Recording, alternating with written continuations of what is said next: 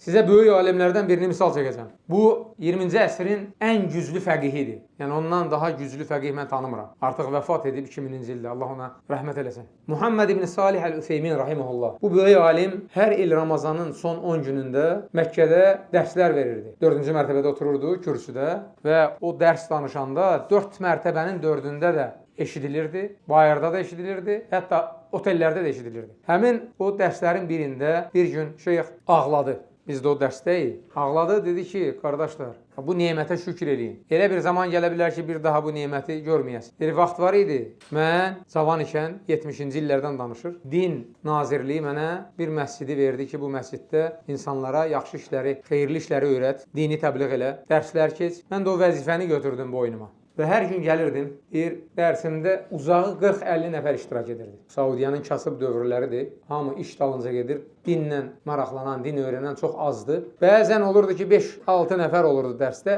Lakin bir gün gəldim, heç kəs gəlmədi dərsə. Gəldim 5-10 dəqiqə gözlədim, gördüm heç kəs gəlmir. Kitabı bağladım, Təvhid kitabını. Və qalxdım kürsüdən, evə qayıtmaq istədim. Qapıya çatanda o ayə yadıma düşdü. Fələnəsələnəl-ləzīnə ursilə iləyhim və lənəsələnəl-mürsəlin. Sorğu-sual olacaq. Hər kəs o öhdəsinə götürdüyü vəzifəyə görə sorğu-sual olacaq. Canıma qorxu düşdü, qayıtdım, kürsüyə oturdum. Hazırladığım dərsi 1 saat öz-özümə danışdım. Sonra qalxdım, gedəndə qapıdan çıxanda məscidin qapısından əlimi qaldırıb dedim, Allahım sən şahid ol ki, mən boynuma düşən vəzifəni yerinə yetirdim. Bax, müsəlmanların hamısı boynuna düşən vəzifəni yerinə yetirsə, vallahi ki, Allah Subhanahu onlara kömək olacaq.